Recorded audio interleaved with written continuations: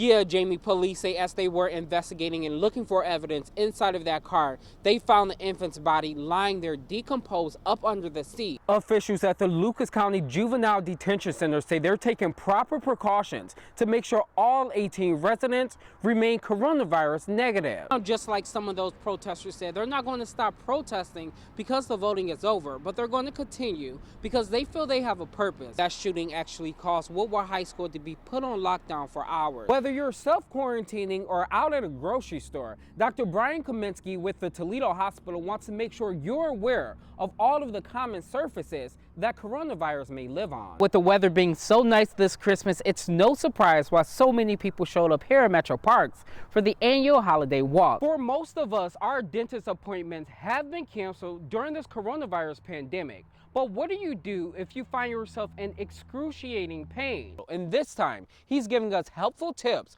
on how you can have that conversation about coronavirus with your kid. As a general rule, people should expect that it could live as long as 10 days on surfaces. Unfortunately, that's the surface lifespan of the novel coronavirus, which is why medical officials like Dr. Brian Kaminsky with the Toledo Hospital are urging people to take precautions. Use a disinfectant that is approved for viruses and treating COVID-19, and you want to wipe down surfaces continuously.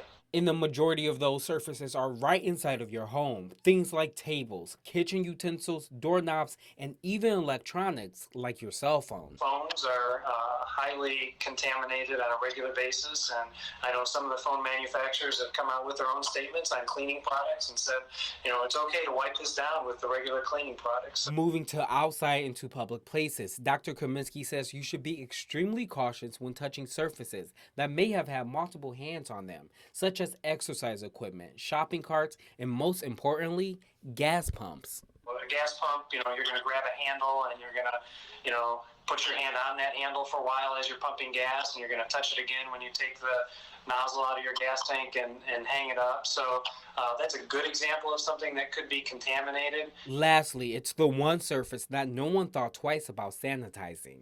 If you use the hand sanitizer and clean your hands right away, then you're protected there. But if somebody just picks up the hand sanitizer and moves it and doesn't necessarily hand sanitize, then that could be a risk too. Now, just to reiterate something, you are encouraged to stay home during this time. But just like Dr. Kaminsky said, these surfaces can be in your house or outside. That's why it's so important to consistently wipe them down. For now, reporting in Toledo, I'm Larry Wallace, NBC 24. Feet up first. Unimaginable body cam video showing a couple dangling from a second-story window during a house fire. 911, where's your emergency? Hi, we have smoke coming in our house. What's the address? 3944 Maxwell Road. Just 2 minutes after receiving that call Sunday morning, Toledo Fire arrived to the 3900 block of Maxwell, prepared for the worst. It went from probably a very routine Sunday night to, oh my God, I'm having to save a whole family from a burning building. Heavy smoke consistently bursting through that second-story window, making it even harder for the husband and wife to make it out safe. Are you able to get out of the house? Not really. There's a lot of smoke coming in right now. They were trapped in that house. It was a first-floor fire, and there was no way they were coming down those steps. Once the humans were out, crews went back inside to save 3 dogs that were caged in the basement. Okay, come on, boys. Come on. Obviously, if it was completely unsafe, if there were flames coming out of the door, they may have rethought that, but they used their training and their intuition, and they did a fantastic job. Both humans and all dogs were able to make it out safe without injuries. Homes and possessions and clothes can be replaced. Loved ones and animals can't. In Toledo, I'm Larry Wallace, NBC 24.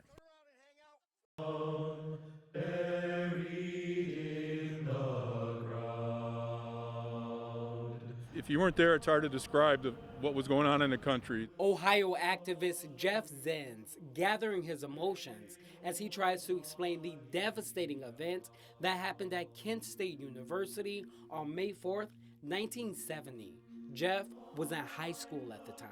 My English teacher came into class after lunch and told us to sit down and shut up, that they had just taken care of some rabble in Kent, and she hoped they came to our school and took care of us.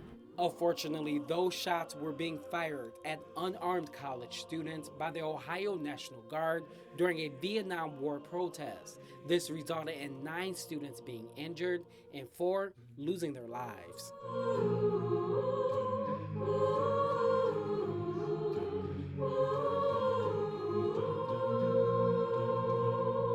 It was law and order time. Come down hard on activists, on students speaking their mind. 2 of the students who were killed during the protest were just innocent bystanders walking to class. Mass confusion. It was a tragedy all in all. Even 50 years later, that horrific day has not been forgotten, which is why on Monday, Jeff, along with others in the community, held a protest to let everyone know exactly what happened that day. What I want people to know today is that it can happen again. In Kent, I'm Larry Wallace, NBC 24.